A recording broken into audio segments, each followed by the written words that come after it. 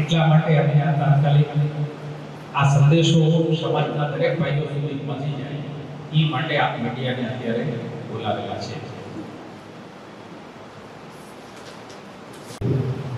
પણ ડીએસપી સાહેબનો ફૂલ કોઓપરેશન અહીંની જે વહીવટી પાંચ છે એનો પણ આખા ગુજરાત લેવલે અમને ખૂબ જ સારો સપોર્ટ મળતો હોવાથી આંદોલનને કારણે અમે 2 તારીખ વાળી 3 તારીખ અમે વિશેષ કરેલી છે.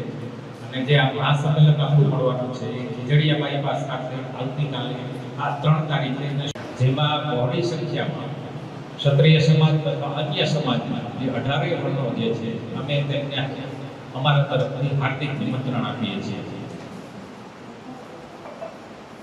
ખાસ તો ફરીથી હું રિપીટ કરું છું,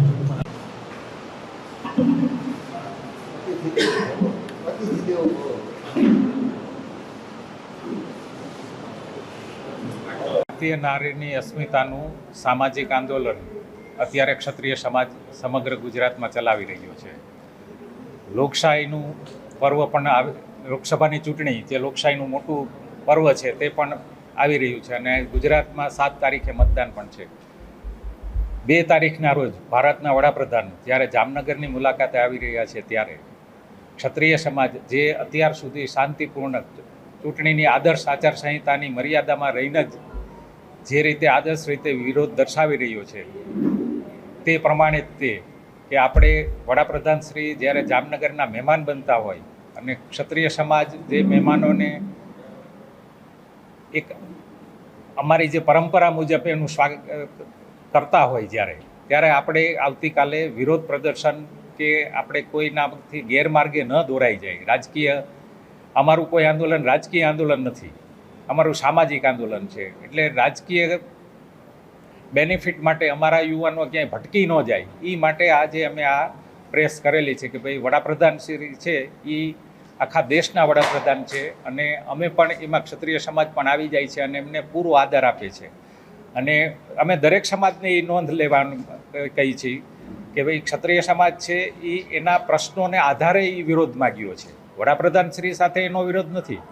અમારે જે કોઈ છે જે એ એક રાજકોટ લોકસભાના જે ઉમેદવાર હતા એમને અભદ્ર ટિપ્પણીને કારણે આખા જે ઉપસ્થિત થયેલું છે. અને અમે અમારી આદર્શ જે છે કે ભાઈ જે મહેમાન છે અતિથિ દેવો ભવ જે કહેવાય એ રીતની અમારી પરંપરા જાળવીને અમે આવતીકાલ આ વડાપ્રધાનશ્રીની જે જામનગર મુલાકાત છે એ દરમિયાન આખો દિવસ કાંઈ પણ વિરોધ પ્રદર્શન કરવા અમારા સમાજ તરફથી અમે ન કરી એવી હું જાહેર અપીલ યુવાનોને ખાસ કરીને કરું છું. કારણ કે યુવાન વર્ગ જ છે કે જે એ રાજકીય રીતે ગેરમાર્ગે જઈને કોઈના હાસાતુસીને કારણે એ આ પ્રકારનું વર્તન કરી ન બેસે એ માટે હું પૃથ્વીરાજસિંહ જાડેજા સંકલન સમિતિ અમદાવાદ અને જામનગર વચ્ચેનો લાઇઝનિંગ છું અને હું માળિયા રાજવી પરિવારનો પણ એક સભ્ય છું.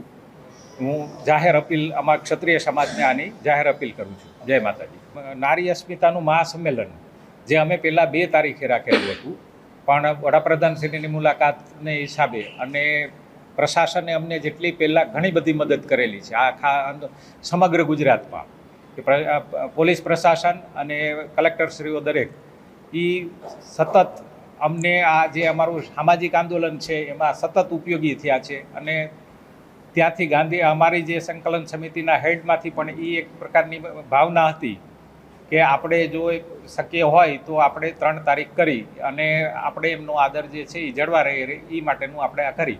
એટલે એ હા, હવે 3 તારીખનો એજન્ડા અમારો રથ જે ધર્મરથ જે ફરી રહ્યો છે એની પૂર્ણાહુતિ છે. અને ખીજડીયા બાયપાસે 4 વાગ્યાથી લઈને લગભગ 8-9 વાગ્યા સુધીનું છે. અને જે અમારા જે બધી જુદી જુદી સંસ્થાઓ છે એના આગેવાનો પણ ત્યાં ઉપસ્થિત રહેવાના છે કે જે ગાંધીનગર અમદાવાદથી જે અમારી સંકલન સમિતિની જે કોર કમિટી છે એના લોકો પણ રમજુભા છે, આપણે વાસુદેવસિંહ છે, કરણસિંહ છે, બધાય નેતાઓ જે છે એ બધાય પધારવાના છે.